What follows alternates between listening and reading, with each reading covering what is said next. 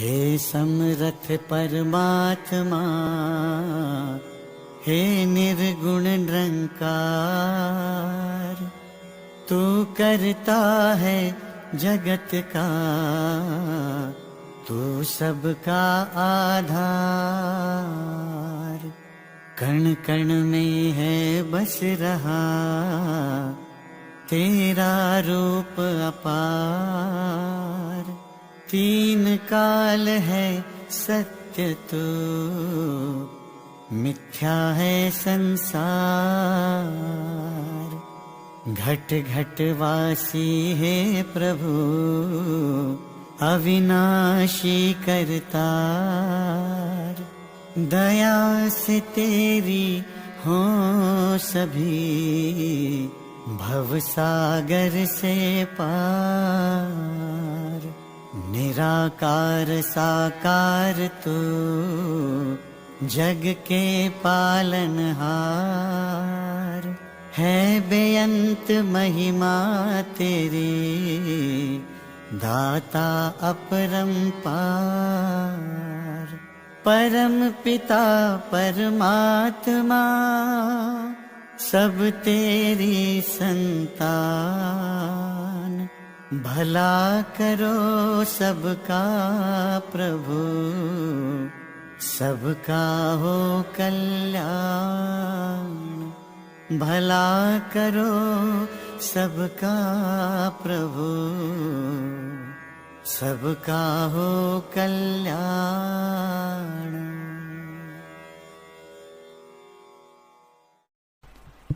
सत्संग जी, प्रेम से कहना धान निरंकार जी। आज टेरनी में पहली बार इस रूप में समागम करने का अवसर प्राप्त हो रहा है। इटली तो पिछले कुछ वर्षों में 2-3 बार ही आना हुआ, समागम करने का भी अवसर प्राप्त हुआ।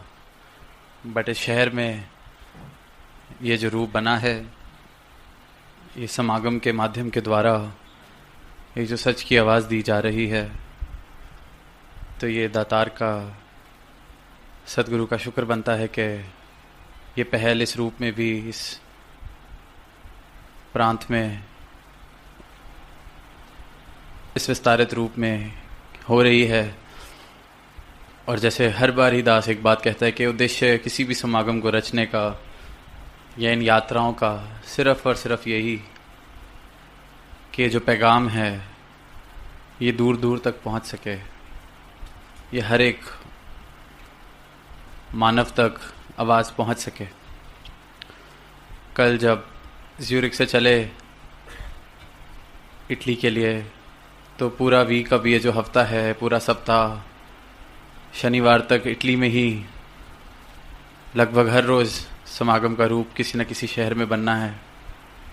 तो जब बातचीत हो रही थी कि इटली जा रहे हैं, तो इटली का नाम सुनते ही सबके ख्याल में पिज़्ज़ा, पास्ता, तिरामिसू, जिलाटोज़, ये सारे भाव, कॉफ़ी, हम सब वाकिफ़ हैं। आप सब जो संत यहाँ रहते हैं वो रोज़, लगभग रोज़ ही शायद इनमें से किसी न किसी चीज़ का आनंद भी लेते होंगे। तो अभी सत्संग में बैठे हुए यही ध्यान आ रहा था कि अभी इटली की तरफ गाड़ी ही चल रही थी, या ये टूर जिससे भी बात हो कि इटली जा रहे हैं, तो इन सब चीज़ों का जिक्र अवश्य हुआ, गर्मी का भी जिक्र हुआ।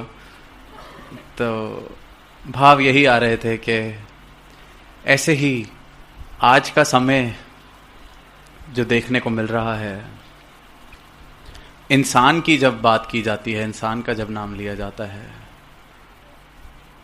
तो जो भाव आते हैं वो दूरी के, निंदा के, नफरत के, क्रूरता के, वो सारे ऐसे वैर वाले भावों के शब्दकोश में जो हैं वो ज़बान पर आते हैं जब आज की मानवता का हाल बयान किया जाता है।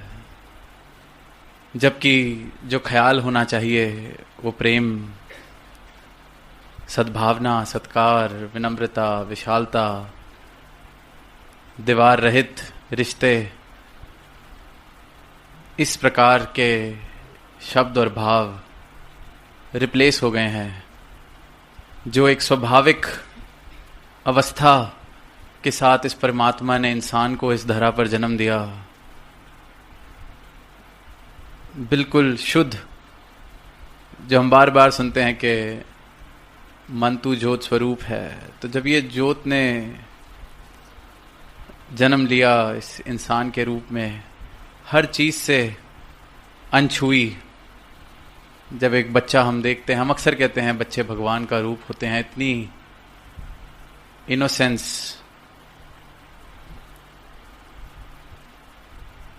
पर फिर यात्रा चलते चलते, बढ़ते बढ़ते दुनियावी तौर तरीके, शिक्षा, सामाजिक प्रभाव उस शुद्धता से मुझे कहीं दूर ले जाते हैं। इतनी जो मेरी एक स्वाभाविक अवस्था कि मैं इस परमात्मा का अंश,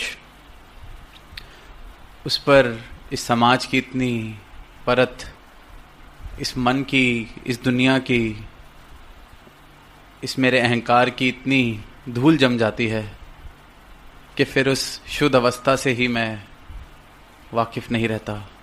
विश्वास ही नहीं होता है कि वो भी मेरी एक अवस्था है। और सतगुरु अपने ब्रह्म ज्ञान से सिर्फ और सिर्फ उस धूल को मिटाते हैं, उस दर्पण को साफ करके वापस दिखाते हैं। तो यही एक प्रयास इन समागमों के द्वारा, संतों के द्वारा किया जा रहा है कि जब इंसान का नाम ले तो मन में भाव आए, प्यार वाले, चेहरों पे मुस्कुराहट आए, सत्कार वाले, मिलवर्तन वाले, ना कि वैर, ईर्षा, इस तरह के भाव नहीं।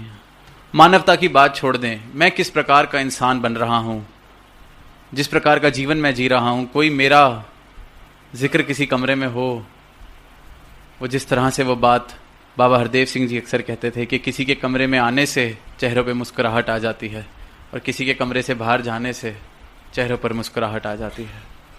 मेरा जीवन, मेरा प्रभाव, मेरा स्वभाव किस तरफ चल रहा है कि मेरा नाम लेके बात ये की जा रही है कि उसने तो सिर्फ कमियां ढूंढनी है, उसने तो सिर्फ परेशान ही रहना है, उसने तो कसम खाई हुई है कि मैंने कभी खुश होना ही नहीं। क्या वाकई मैं ऐसा जीवन जी रहा हूं? सतगुरु माता जी ने पिछले हफ्ते ही एडिनब्रा में आशीर्वाद अपने प्रवचनों में दिए कि दुख के लिए रास्ता ना बनाएं, सुख के लिए रास्ता बनाएं।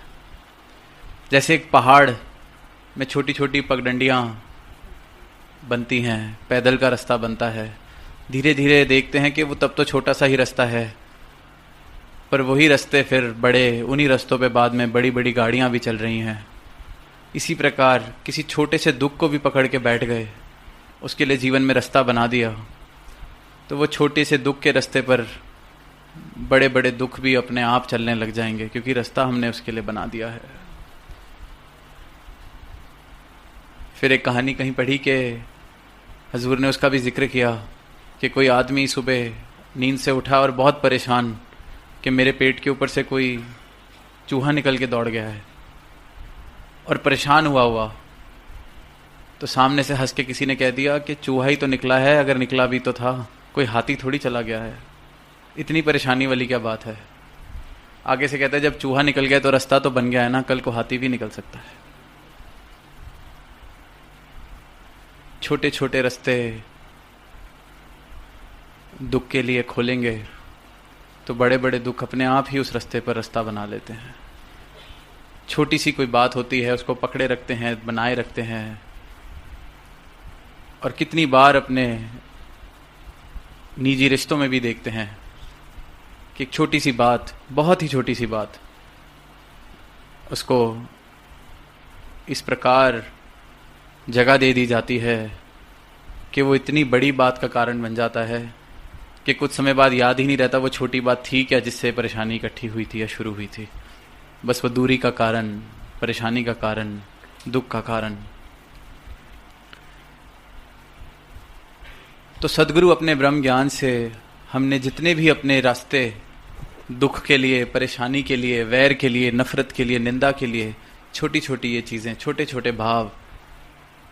मैं निंदा थोड़ी करता हूँ, छोटी सी ही बात कही थी किसी के लिए, पर वो छोटी सी बात ही शुरुआत है निंदा की। मैं अहंकार थोड़ी करता हूँ, बस कभी कभी अपनी पीठ थपथपा लेता हूँ, छोटा सा रास्ता खोल लेता हूँ, फिर वही छोटा सा रास्ता कितने बड़े इस विशाल अहंकार का कारण बन जाता है। तो सद्गुरु समय समय पर अपने आशीर्वादों से, अपने प्रवचनों से, अपने इशारों से ये जो रास्ते हमने खोले हुए हैं छोटे छोटे, इनको बंद कर रहे हैं और सुख की तरफ हमारे को रास्ते दिखा रहे हैं कि रास्ते बनाने हैं तो प्रेम वाले रास्ते, खुशियों वाले रास्ते, इस जीवन को एक उत्सव की तरह जी सकें वैसे रास्ते बनाए जाएं। और बार बार एक जोर दिया जाता है कि प्रेम भरा जीवन हो, जीवन में प्रेम आ जाए। जिसने प्रेम का पाठ पढ़ लिया उसने सब कुछ पा लिया। God is love, love is God, 2.5 अक्षर प्रेम के पढ़े सो पंडित होए। प्रेम पे बहुत जोर कि जिसने परमात्मा को प्राप्त करके प्रेम नहीं किया, मतलब उसने परमात्मा को प्राप्त नहीं किया, वो उसको धोखा है। क्योंकि ये स्वाभाविक बात है कि परमात्मा को जिसने प्राप्त कर लिया, जिसके जीवन में परमात्मा आ गया, उसके जीवन में प्रेम ना आए ऐसा हो ही नहीं सकता। मतलब वो खुद को या तो धोखा दे रहा है या अज्ञानता में जी रहा है इस बात को लेके कि मुझे परमात्मा का बोध हो गया है। पानी कोई पी ले, वो ये नहीं कह सकता कि मैं प्यासा रह गया, मतलब उसने पानी नहीं पिया है या पानी समझ के किसी और चीज का सेवन कर लिया है। कई बार देखने को मिलता है ऐसे मेडिकल एपिसोड्स हो जाते हैं कि एक बॉटल पड़ी थी, पानी जैसा दिख रहा था, पानी पी लिया, पर वो असली में कोई एसिड था। पीछे भी दास ने किसी को ऐसे देखा, वो मिलने आए कि पानी समझ के एसिड पी लिया। और फिर पानी ने तो जहां प्यास बुझानी थी, एसिड ने मेडिकल इमरजेंसी क्रिएट कर दी, जान जाने की नौबत आ गई। और ये इतना बारीक फर्क ही है। ज्ञानता, इस परमात्मा का बोध, इस सत्य का जीवन में शामिल हो जाना मेरी प्यास बुझा देता है, जीवन को प्रेम से भर देता है। पर इस बात का धोखा हो जाना कि मैंने शायद परमात्मा को शामिल कर लिया है, वो एसिड का काम कर सकता है। जैसे सुना अभी कि बड़े कर्म कांड हो रहे हैं, बड़े पूजा पाठ हो रहे हैं, पर उससे अहंकार ही बढ़ रहा है, दूरियां ही बढ़ रही हैं। तो वो सुनने में, देखने में तो लग रहा है कि पानी ही पिया है, पर उसका असर प्यास बुझाने वाला नहीं, तबाही वाला असर है। पंक्तियां संत बाहू जी ने कही कि जिन्ना इश्क खरीद ना किता, वो दोनों जहानन माड़े हूँ। इश्क की खरीद, इश्क का सौदा जिसने इस जीवन में नहीं किया, उसने अपने दोनों जहान बेकार कर लिए। ये जहान जो जी रहे हैं, और जिसने यहाँ इस जहान में इश्क नहीं खरीदा, इश्क का सौदा नहीं किया, फिर दूसरे जहान में तो क्या ही कुछ जाना है। तो ये अवसर जीवन जीने का जो मिला है, इसमें प्रेम, इश्क, इन रंगों को भर के सुंदरता वाला जीवन जीने को मिला है। और जीवन में इश्क और प्रेम, सच्चा प्रेम सिर्फ और सिर्फ ज्ञानता से आ सकता है। जिसको इस परमात्मा का बोध हो गया, ये सत्य का बोध हो गया, सत्य का ज्ञान, ब्रह्म ज्ञान मिल गया, फिर कारण ही खत्म हो जाते हैं कि प्रेम के अलावा और कुछ जीवन में रह कैसे सकता है। और जिसने ये समझा हुआ है कि मैं धार्मिक हूं, मैं गुरु वाला हूं, मैं इनमें मानता हूं या मैं उनमें मानता हूं, या इनकी फोटो मेरे घर में है, या मैं भगवान में मानता हूं, कई बार हम खुद को ही धोखा दे बैठते हैं। सत्य से तो मैं वाकिफ नहीं, गुरु को तो मानता हूं पर उनकी बात नहीं मानता।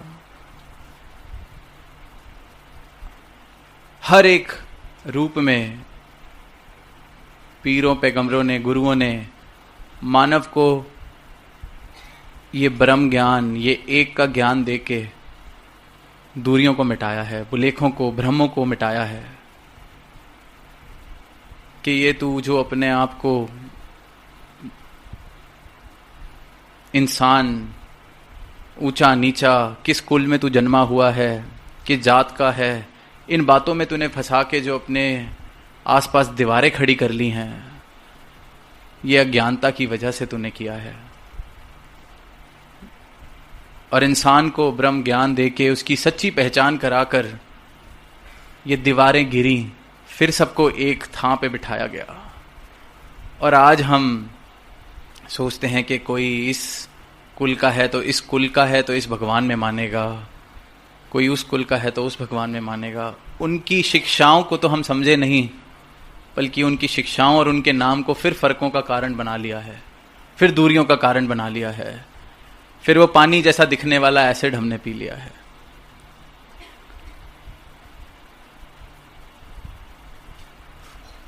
तो ये जो अवसर मिला है,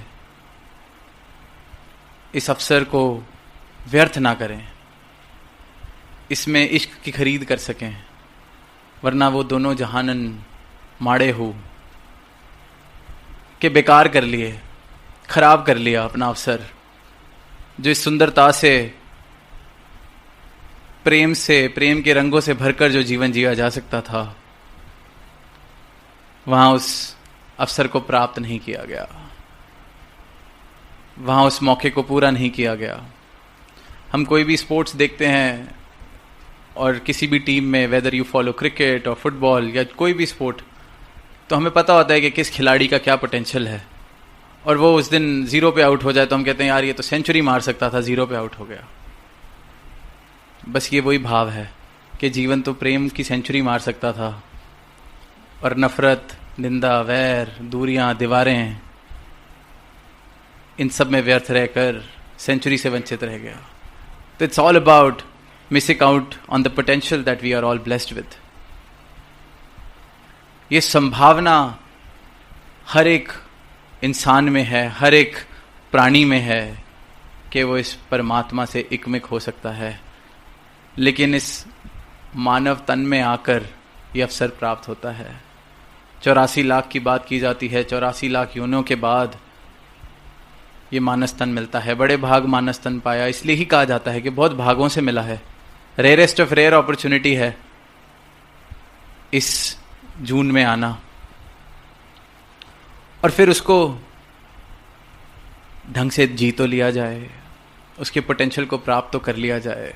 सारी चीजें मुबारक हैं, everything that is available to us as humans, वो सब मुबारक है, बट वो हमारे लाइफ स्टाइल के लिए बहुत मुबारक चीजें हैं, पर quality of life, meaning of life, वो भी अगर प्रेम के गुणों से, प्यार के गुणों से, मानवता वाले गुणों से भर जाए तो वाकई कहा जा सकता है कि फुल पोटेंशियल जिया गया। जो फिजिकल फैसिलिटीज थी, फिजिकल एस्पिरेशंस थी, वो तो पूरी की ही गई, पर साथ साथ प्रेम के रंगों में भरकर, विन विन सिचुएशन। और यही ब्रह्म ज्ञान, यही मैसेज सदगुरु दे रहे हैं कि ये इस सच को प्राप्त कर लिया या परमात्मा को प्राप्त कर लिया तो इस बात का ये मतलब नहीं है कि जीवन की बाकी सुविधाओं से नाता तोड़ लेना है। वो बाकी सुविधाएं और सुविधाजनक लगने लगती हैं जब ये सच जीवन में आ जाता है। तो जो आजकल का समय है, that humans have more means for comfort than ever, but they're still not comfortable within themselves. हमारे को सुविधाओं के लिए साधन जितने आज के समय में है, मानव के इतिहास में इतनी सुविधाएं कभी नहीं रही हैं, पर फिर भी मानव परेशान है, इंसान फिर भी परेशान है। तो इस परेशानी को भी अगर जीवन से हटा लिया जाए तो वाकई इन सुविधाओं का भी कोई सार है, वरना इन सुविधाओं का भी कोई सार नहीं रहता। हम खुद देखते हैं, छोटा सा सरदर्द होता है तो किसी से बात करनी भी अच्छी नहीं लगती। बड़े से बड़े घर में रह रहे हों पर लगता है कि ये सब बाद में देखेंगे, पहले ये सरदर्द ठीक हो जाए। छोटा सा सरदर्द पता है आके चला जाता है, पर इंसान ने इतने मानसिक तनाव, हर पल वैर ईर्ष्या के भावों से खुद को दबा रखा है, हर पल एक होड़ में कि दूसरे को कैसे कुछ मिल गया, मुझे कैसे नहीं मिला। तो इतने बड़े बोझ के नीचे इंसान, चाहे उसको सब कुछ, सारी दुनिया भी मिल जाए, फिर भी परेशान ही रह रहा है। तो उस बोझ को उठा के अपने दिमाग से, अपने जीवन से बाहर रख दें, क्योंकि that's not mine to carry. वो मैंने खुद ज़बरदस्ती बना रखा है, उठा रखा है। तभी वाकई में इस जीवन को उत्सव की तरह जिया जा सकता है। अरदास, यही अरदास सदगुरु के चरणों में करेगा कि हर एक मानव को ये अवसर जो मिला है, वो इस अवसर को वाकई ही इश्क की खरीद करके सुंदर रूप में मंजिल मकसूद को प्राप्त करता चला जाए। प्रेम से कहना